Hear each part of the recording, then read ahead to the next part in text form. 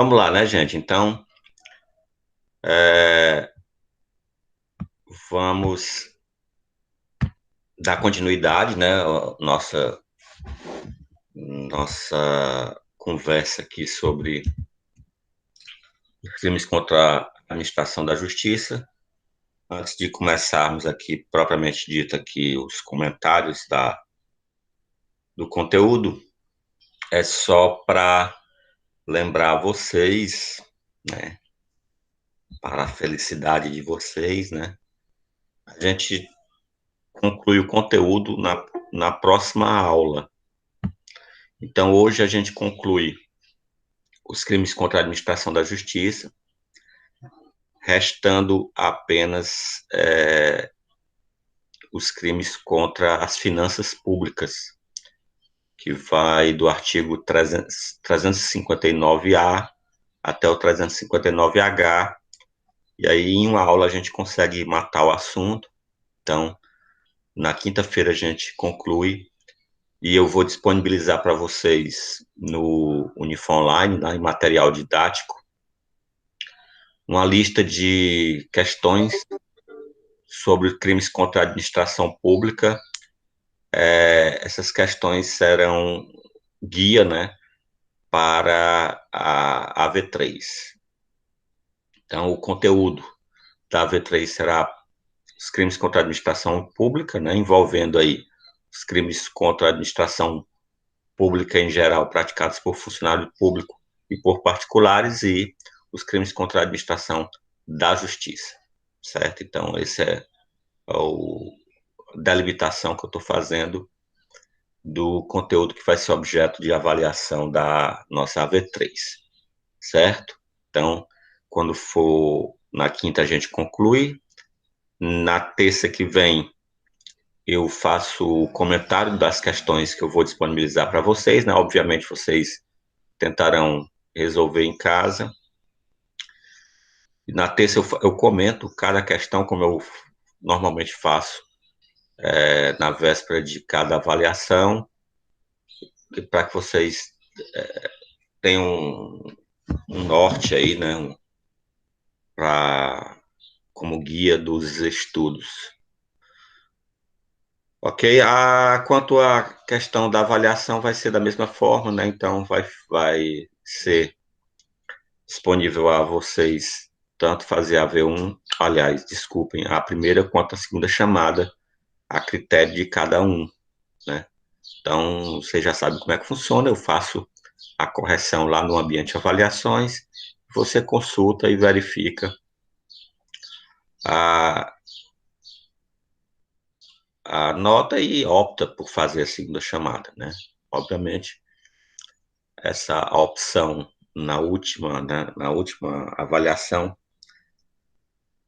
ela, muito aluno usa o critério, eu já passei, não faço, né? Mas lembre-se que a avaliação só tem sentido se for para fazer o registro do conhecimento, né, que foi adquirido, né? De outra forma, avaliar só por avaliar faz o menor sentido. Tranquilo? Então, vamos lá começar, né? Então, vou apenas recapitular alguns pontos. Então, os últimos do nosso último encontro, a gente estava falando sobre crimes contra a administração da justiça, que se referem a preso, né? Especificamente. Então, a gente viu o artigo 351, que é fuga de pessoa presa, e que trata da conduta não do preso, mas de terceiros, né? Que auxiliam o preso a fugir. E aí, em seguida, a gente viu o artigo 352, esse sim é conduta do preso, né? Então, é a tipificação da conduta do preso que foge, observando que só é tipificada essa conduta quando ela é praticada com violência contra a pessoa, certo? De outra forma, não há tipificação na conduta do preso. Então, se o preso simplesmente foge porque a cela está aberta, ou ele serra a grade ou um cadeado para fugir, essa conduta não é típica, não é crime. No caso como eu falei na última aula, ela é apenas elencada, né, no artigo 50 da Lei de Execução Penal como uma falta grave. Isso vai ter reflexo na execução da pena e não propriamente, não vai ter, por exemplo, consequências como aumento de pena, como se for crime, como é o caso quando há violência contra a pessoa.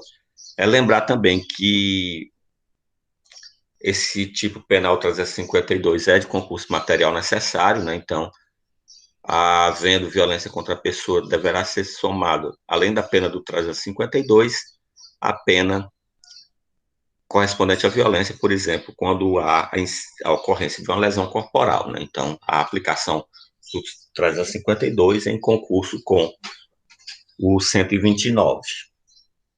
Observar que há entendimento doutrinário, né, de tribunais superiores sobre violência contra a coisa, que é totalmente divergente. Então, por exemplo, o preso que serra a grade, serra o cadeado, na visão do STF, não comete, comete crime de dano qualificado, né, porque a grade ou da cela é patrimônio público, mas não comete o crime de evasão mediante violência contra a pessoa. Enquanto para o STJ não há crime algum, pois para que haja crime de dano, deve haver dolo de dano, né? Assim é a interpretação que o STJ faz em relação à conduta do preso que foge com violência contra a coisa. Então, o artigo 163, que é o crime de dano, tem essa exigência aí do dolo de dano. Então, fiquem atentos para essa interpretação totalmente diferente, né, dos tribunais superiores. O STF entende que quando há violência contra a coisa, há crime de dano qualificado, mas não há crime contra a administração da justiça, enquanto que o STJ entende que não há crime. Então, foi com esse tipo penal que a gente encerrou nosso último encontro. E aí, dando continuidade aqui aos crimes contra a administração da justiça, a gente tem o arrebatamento de preso.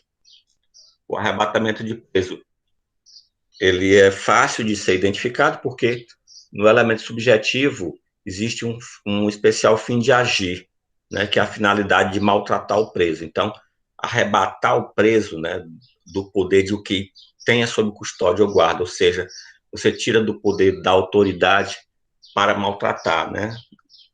Isso acontece em certas situações em que crimes que abalam toda uma coletividade, né, e as pessoas se tumultuam, né, por exemplo, na frente de uma delegacia, invadem, arrancam o preso da mão para espancá-lo, maltratar, torturar, né? Então isso seria o arrebatamento de preso. Então a diferença do arrebatamento de preso para a fuga de preso, né, ambos os tipos penais têm a conduta de terceira pessoa que não é o preso, certo? Mas o que vai diferenciar é que no 351 a intenção é apenas resgatar o preso, enquanto que no arrebatamento de preso a intenção é tirá-lo da mão da autoridade para maltratar, certo? Também crime de concurso material necessário, pois como vocês podem ver aí no preceito secundário, a pena prevista aí de 1 a 4 anos vai ser acumulado com a pena correspondente à violência, né? Então, se por acaso há uma lesão corporal ou até mesmo um homicídio, deve-se somar as penas, né, correspondente ao artigo 353 ou 129, no caso de lesão corporal, ou próprio 121, no caso de haver homicídio. Quanto aos principais elementos do tipo aí no objeto material, nós temos aí, tendo o conceito de objeto material, a pessoa ou coisa sobre a qual recai a conduta delituosa, o objeto material seria o próprio preso arrebatado, né? Enquanto que a violência exigida aí seria a violência física, né? Então, alcança não só a lesão corporal, como a contravenção penal de vias de fato. Como elemento subjetivo, eu já adiantei que nós temos um elemento subjetivo específico, né? Então, tem que ser o dolo de arrebatar o preso, mas com a finalidade de maltratá-lo, né? Então, maus tratos aí faz parte da finalidade como elemento subjetivo específico do crime. Quanto à tentativa, a gente consegue, né, visualizar a fase de execução podendo ser fragmentada, né? Então, temos aí um crime plurissubsistente. Dessa forma, né? Então, temos aí a possibilidade, sim, de tentativa. Dando continuidade, pessoal, ainda a tipos penais que envolvem preso, e é o último deles, né? Então, do 351 ao 354, nós temos condutas que envolvem preso, quer seja conduta de terceiros, né, em relação ao preso, quer a conduta do preso, como é a evasão mediante violência contra a pessoa do 352, e o motim do preso, que também é conduta típica do preso. Então, amotinar se perturbando a ordem ou a disciplina da prisão. Observar que, apesar do caput não trazer especificamente nenhuma referência à violência, é por óbvio que no motim de presos pode ser que haja violência.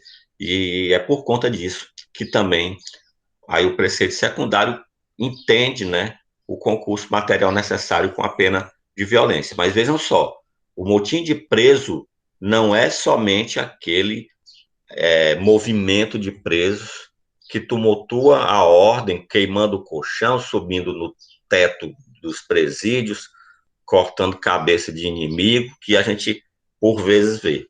Motim de preso pode ser algo que não tenha nenhum ato de violência. Basta que perturbe a ordem ou a disciplina da prisão para que seja considerado motim de preso. Por exemplo, vamos supor que um determinado estabelecimento prisional, a administração determine que o banho de sol seja diário de 2 horas, né, de 9 às 11 da manhã. Quando chega o horário dos presos se recolherem às celas, todos sentam no pátio pacificamente e se recusam a voltar às celas.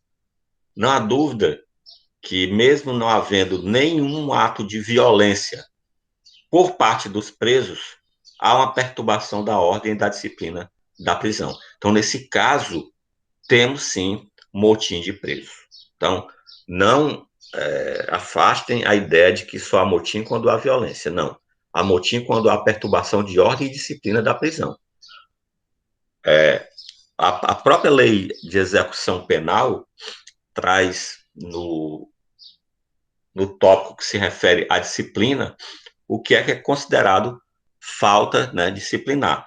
E aí, observar, eu já adianto para vocês, apesar de vocês não terem visto ainda a lei de execução penal, né, que faz parte de uma disciplina optativa que eu recomendo que todos façam, pela importância do tema, que é a execução penal. Então, é uma disciplina que, até a meu ver, tem uma nomenclatura totalmente equivocada, porque se chama Direito Processual Penal 3, e execução penal não é direito processual. Execução penal é direito penitenciário, ou como alguns chamam, direito da execução penal. Nada tendo a ver com o processo, é um diploma normativo totalmente diferente do Código de Processo Penal, é regido pela Lei 7.210 de 84, né, a Lei de Execução Penal, em conjunto com a legislações estaduais que regulamentam os estabelecimentos prisionais, e aí trazendo também tópicos referentes à ordem e à disciplina, porque a Lei de Execução Penal, que é uma lei federal, ela traz só o que é falta grave. O que é falta média e falta leve vai ser disciplinado nos estatutos, né, estaduais, né, nos regimentos dos estabelecimentos prisionais, que são leis estaduais. Então, isso é só para salientar que motim de preso se refere à perturbação de ordem e disciplina, não necessariamente com violência. Quanto aos principais elementos do tipo, nós vamos ter aí como objeto material a ordem, né, do ambiente prisional, a disciplina do ambiente prisional. Quando há violência, essa violência, para que seja aplicado o que traz previsto aí o preceito secundário do tipo penal, né, o acúmulo da pena referente à violência, essa violência também tem que ser física, alcançando não só crimes, mas também contravenção penal de vias de fato. Também, da mesma forma dos tipos anteriores, nós vamos ter somente a forma dolosa, e aqui é o dolo de subverter a ordem e a disciplina, certo? Seja por qual for o motivo. Não há elemento específico aqui para o elemento subjetivo.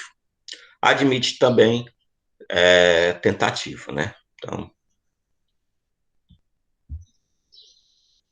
em seguida, pessoal, nós vamos ter, aí a gente sai, né, das condutas que trazem o preso no seu bojo, e a gente passa a tratar de algumas condutas que envolvem o exercício da advocacia, ou até mesmo quem é procurador em processo, né? Então, o 355 traz o patrocínio infiel, patrocínio simultâneo ou tergiversação.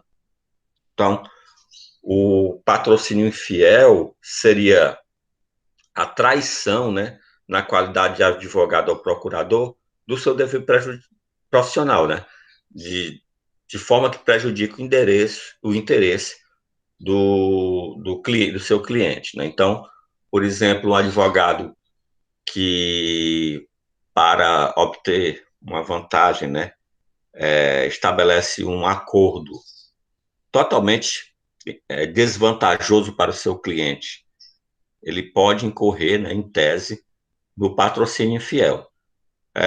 Quanto ao que se chama de patrocínio simultâneo ou tergiversação, é o conteúdo do parágrafo único do 355.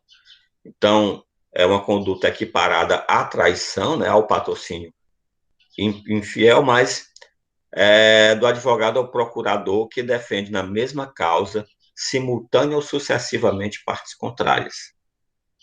Então, advogados, não, o mesmo advogado ele não pode ser parte do polo ativo e do passivo de um processo, né? Aí um nítido conflito de interesse, pois se há uma lide, tendo como conceito de lide uma pretensão resistida, né? Ou seja, a pretensão de alguém é resistida pelo outro, né? Obviamente que não concordam, um advogado não pode patrocinar as duas partes ao mesmo tempo, porque em tese estaria incorrendo no crime de patrocínio infiel. Da mesma forma, pessoal, ele também não pode fazer o patrocínio sucessivo. Então, o advogado não pode defender a causa para A, né, abandonar A e ir advogar para B, que é a parte contrária no mesmo processo. Ora, isso tem uma certa lógica, pois se ele advogava para uma parte e passa a advogar para outra, ele leva para outra informações que são estratégicas para a ação e coloca em desvantagem a outra parte. Então, é isso que tenta, né, coibir o artigo 355. Observar que é um crime quanto ao sujeito ativo próprio, pois somente o advogado ou procurador pode incorrer nesse tipo penal. Quanto aos principais elementos do tipo, uma observação, pessoal, quando se fala em patrocínio simultâneo, isso não quer dizer que se duas pessoas procuram um advogado para ele peticionar para que um juiz homologue um acordo, ele vai estar incorreto nesse crime, porque ele não está traindo ninguém e nem tem conflito de interesse, né? Ele utiliza sua capacidade postulatória apenas para o interesse de ambas as partes, certo? Então, o pedido de homologação feito pelas partes, por um único advogado, não concretiza esse crime aqui, ok? Então, não há traição nesse tipo de coisa. Então, voltando aqui para os principais elementos do tipo, nós vamos ter como objeto material a pessoa, né, física, jurídica, que é traída, né, tem seus interesses traídos, e que tem, né, prejuízo aí relevante de qualquer natureza, quer seja material ou moral, né, como é no caso, por exemplo, quando o advogado leva informações privilegiadas para outro.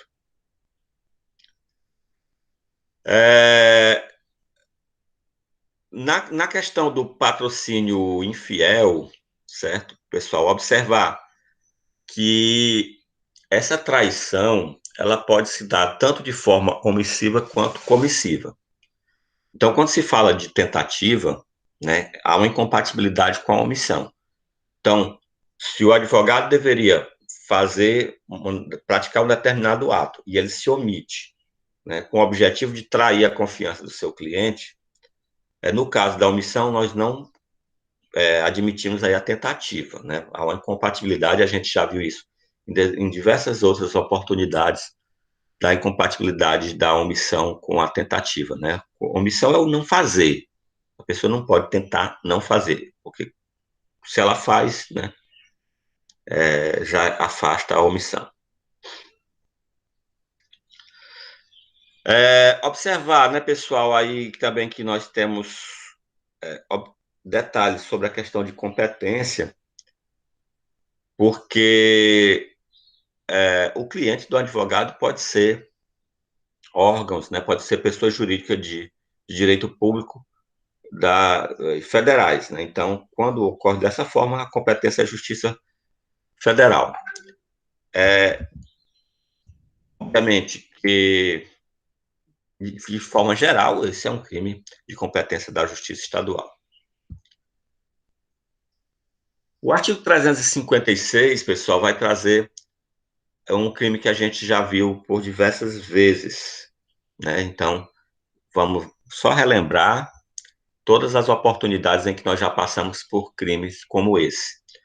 Também é um crime próprio praticado por advogado ou procurador, da mesma forma que o 355, e as condutas, né? É um tipo múltiplo alternativo, então eu tenho mais de uma conduta que, se praticada em um mesmo contexto fático, eu vou ter a ocorrência de um só crime. Então, eu vou ter inutilizar total ou parcialmente ou deixar de restituir autos, documento ou objeto de valor probatório que recebeu na qualidade de advogado ou procurador, certo? Então, nós já vimos por diversas vezes tipos penais que trazem essa questão de destruição de documento, né, de danificar o documento, de extravio de documento, de inutilizar o documento. Então, desde o artigo 305, que é um crime contra a fé pública, né, que é a conduta de dispor do documento do qual não poderia dispor, passando ainda pelos crimes contra a administração pública em geral, do artigo 314, extravio, sonegação e utilização de livro ou documento. Isso é um crime praticado por funcionário público contra a administração em geral. Passamos também pelo artigo 337. E aqui vale uma observação que o 336 também traz um tipo penal referente à destruição de documento, que é a destruição de edital afixado por ordem de funcionário público. Então, o 336 e 337 é crime comum, praticado por particular contra a administração em público em geral. Então, e, finalmente, né, o artigo 356, que é crime próprio de procurador ou advogado, que tem como objeto material especificamente papel, autos de processo, objeto de valor probatório. Então, como é que a gente diferencia se todos são crimes que são diferentes, mas que trazem destruição de documento? Ora, a gente tem que buscar elementos especializantes. Então, se nós buscarmos a objetividade jurídica, né, o bem jurídico protegido, o sujeito ativo e o objeto material, certo? Com esses três elementos, eles são especializantes para cada um dos tipos e a gente consegue diferenciar. Vamos ver. Artigo 305 tem como objetividade jurídica a fé pública. Como sujeito ativo é crime comum. E como objeto material, qualquer documento do qual o indivíduo não poderia dispor. Então, o que especializa nesse 305? Já o 314, nós temos crime praticado contra a administração pública em geral, a objetividade jurídica. O sujeito ativo, aqui é crime próprio de funcionário público, é crime funcional, é o funcionário que detém um documento ou um livro oficial devido à sua função. E o objeto material seria o livro oficial, né, que está na posse do funcionário público em razão do seu cargo ou função. Já o 337 tem como objetividade jurídica a administração pública em geral, é crime comum, né, o sujeito passivo aí muda, e o objeto material do 337 é o mesmo do 314, ou seja, é livro ou documento oficial, né, que está na posse de um funcionário público em razão de sua função.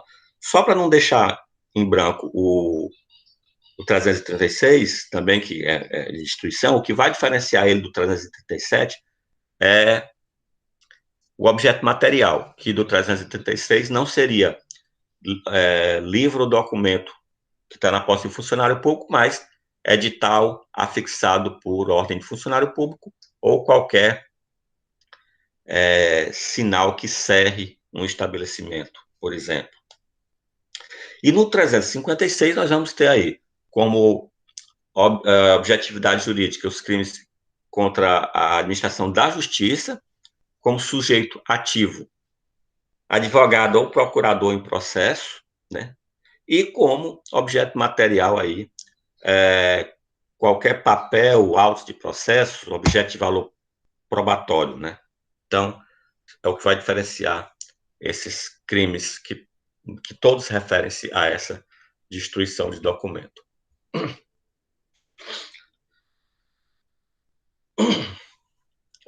Algumas observações importantes sobre os principais elementos do tipo, né? Como eu já acabei de falar em relação aos elementos especializantes, o objeto material é um deles. Nós teríamos aí autos, documentos e objeto de valor probatório. Quando se fala em condição de procedibilidade, pessoal, vocês estudaram em teoria geral do processo as condições da ação.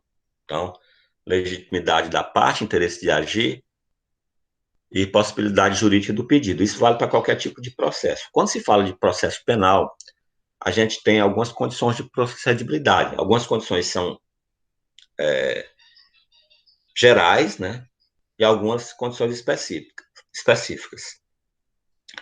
Condição geral, por exemplo, quando o crime é de ação pública condicionada à representação, a representação do ofendido é a condição de procedibilidade para a ação. Condição específica. Nós começamos o semestre estudando direito de família. Direito de família não, desculpe. Crimes contra a família. E um dos crimes contra a família, que é crime específico contra o casamento, seria o artigo 236. Induzimento a erro essencial ou ocultação de impedimento. Que, para que haja a ação penal para o artigo 236, seria necessário haver o trânsito em julgado de uma ação civil que anulou um casamento por erro ou impedimento. Isso seria uma condição de procedibilidade específica. Isso que eu falei sobre condição de procedibilidade é para deixar claro que não é necessário haver procedimento disciplinar, por exemplo, na Ordem dos Advogados do Brasil, como condição para se processar em relação ao artigo 356, certo? Então, é simplesmente para ficar claro que não há nenhuma condição de procedibilidade para esse crime. O crime é de ação pública incondicionada. Mesmo que o advogado nem tenha sido denunciado na OAB, ou mesmo que o processo administrativo, né, que passa pelo Conselho de Ética do OAB, não tenha chegado a nenhuma conclusão, mesmo assim, ele vai responder em tese pelo artigo 356. Quanto à tentativa, mais uma vez aí, nós vamos ter um verbo que é omissivo, né? Então, o deixar de restituir. Então, não vai haver a possibilidade de tentativa, enquanto que nos demais verbos há perfeitamente a possibilidade de tentativa.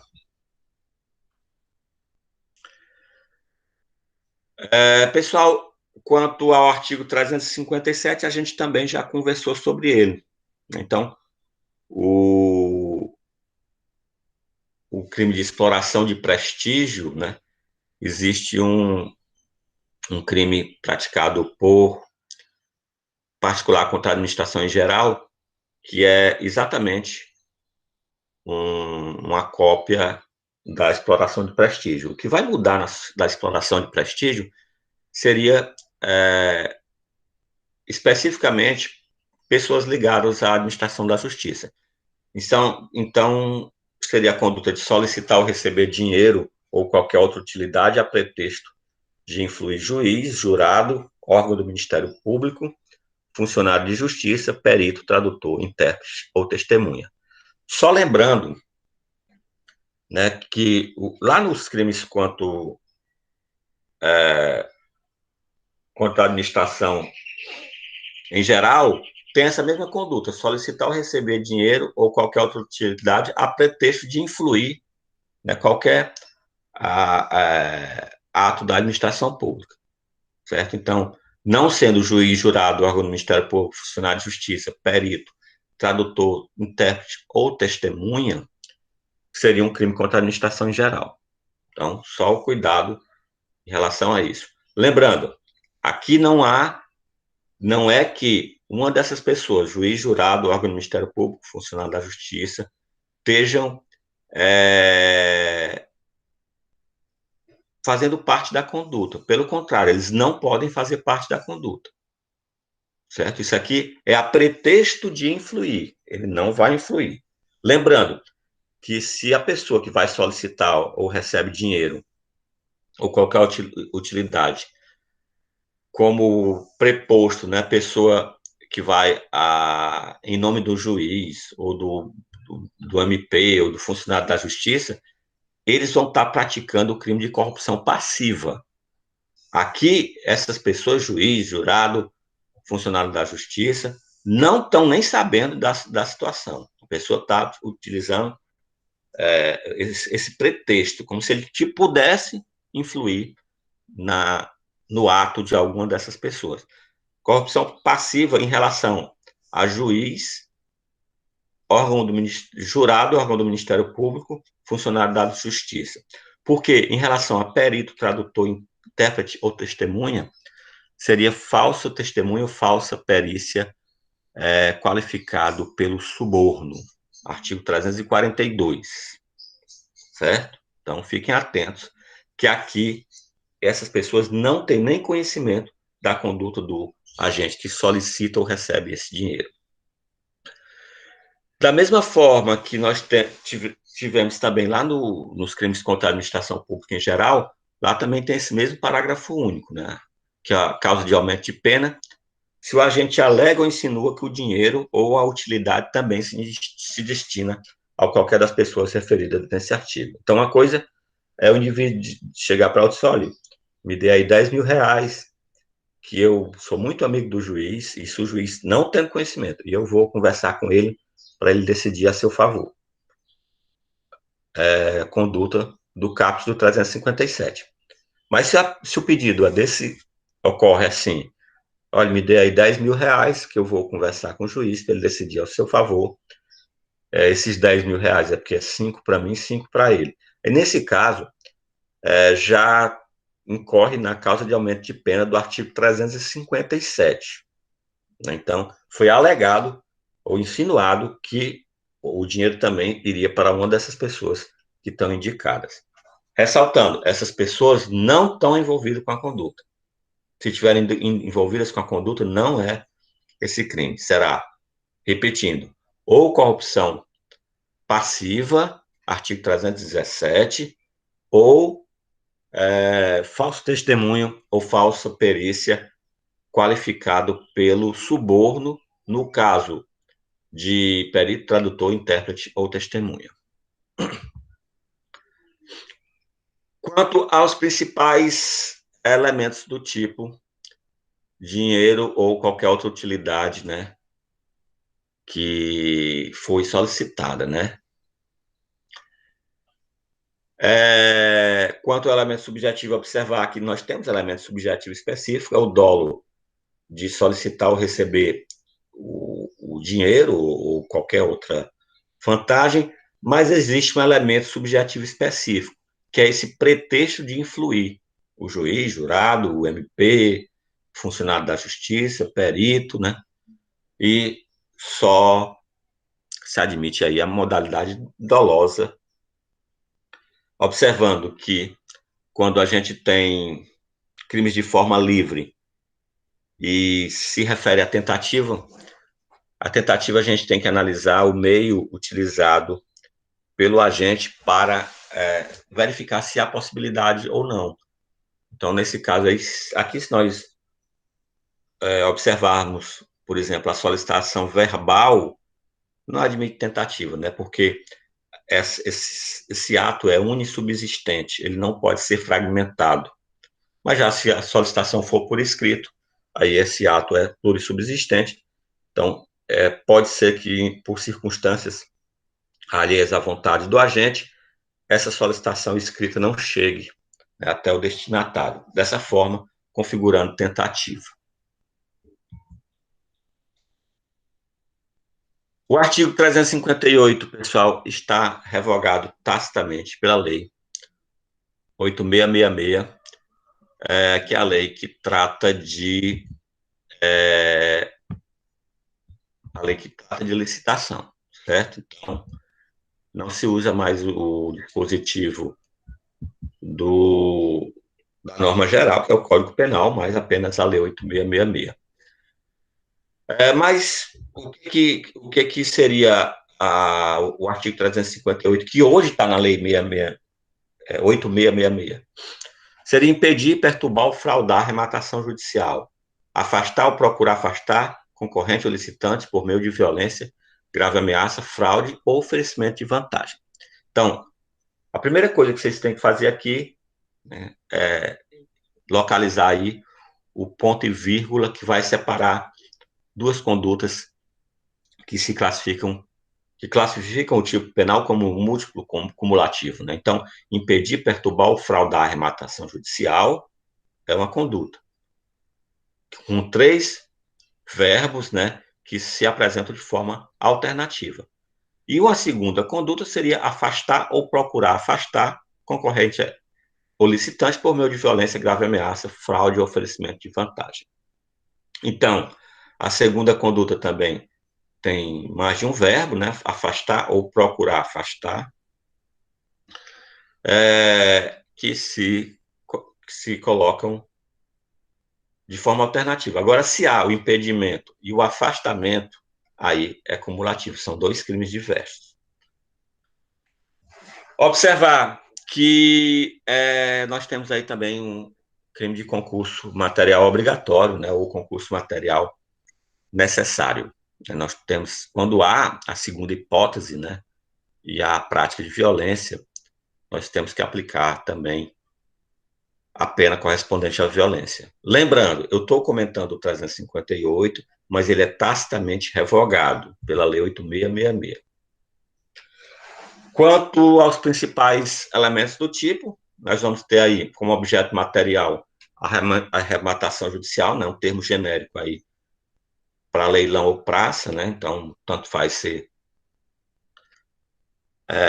de bens móveis quanto de imóveis, isso para a primeira conduta, porque o objeto material para a segunda conduta, que é afastar ou tentar afastar sob violência ou grave ameaça, aí recai sobre pessoa que participa de leilão ou praça. Só temos a forma dolosa e observar que acerca da tentativa que a primeira conduta admite, a segunda conduta não admite. Porque a segunda conduta, eu vou voltar aqui para a gente ler, é o que a doutrina chama de atentado ou de empreendimento. Então, quando o legislador fala afastar ou procurar afastar, é afastar ou tentar afastar. Então, se ele já coloca como elementar do tipo a própria tentativa, né? Então, como se diz, tentar afastar, por isso que é um crime de empreendimento ou crime de atentado, né? Então, é um crime que a própria tentativa ela é punida como se fosse o afastamento em si consumado. Então, na primeira hipótese, admite tentativa, na segunda, não.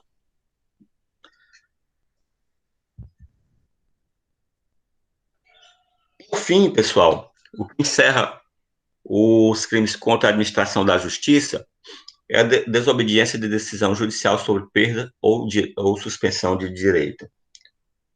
Então, exercer função, atividade, direito, autoridade ou munus de que foi suspenso ou privado por decisão judicial. Observem, foi suspenso ou privado por decisão judicial, certo? Isso porque um profissional ele pode ser suspenso ou privado de exercer sua atividade por decisão não judicial. Por exemplo, os conselhos, Conselho Regional de Medicina, de Farmácia, de Engenharia, a OAB, né, pode suspender o exercício da atividade. Aqui se refere especificamente à decisão judicial. Por óbvio, né, aqui é um crime contra a administração da justiça. Observar que a suspensão de atividade, de função, quando é pública, né, ela faz parte do que o artigo 92 do Código Penal traz como efeitos secundários da condenação. Então, lá no artigo 92, nós vamos ter que, como efeito secundário da condenação, o juiz pode destituir um servidor público do seu cargo ou função. E isso é irreversível, né? Então, a decisão aqui a conduta aqui é daquele que tem conhecimento da decisão judicial e, mesmo assim, continua a exercer a sua função, atividade, direito, autoridade, né, munus. Quanto aos principais elementos do tipo, nós vamos ter o próprio objeto, né, que foi de decisão judicial, né, da suspensão ou do impedimento, né, então seria a função, atividade, direito, autoridade ou munus, que é indevidamente exercida se opondo à determinação judicial,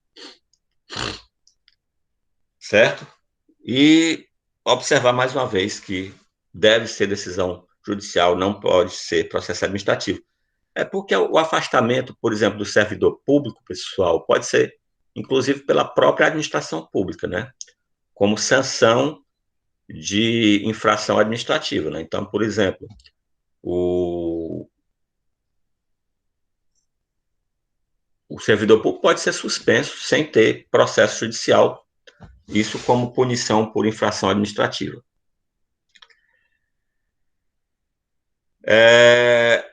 Também, crime que só pode ocorrer na forma dolosa, não admite aí a forma culposa.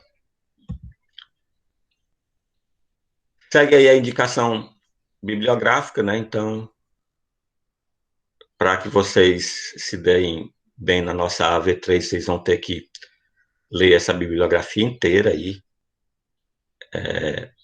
O livro do César Roberto Bittencourt é o volume 5, é o volume inteiro só sobre esse assunto. E aí, senão é pouco provável, né? E aí eu vou fazer um pouco de terrorismo, né? Que vocês consigam se dar bem na análise dos crimes contra a administração pública. Brincadeira, né, pessoal? Vocês vão todos se dar bem. Pessoal, com isso a gente encerra os crimes contra a administração da justiça. Eu vou desligar aqui o microfone para quem quiser fazer alguma comentário ou observação de forma mais livre, né? E na próxima aula a gente conclui nossa disciplina cumprindo rigorosamente todo o cronograma, certo? Todos os assuntos da disciplina nós vamos alcançar, porque nós vamos encerrar com os crimes contra as finanças públicas.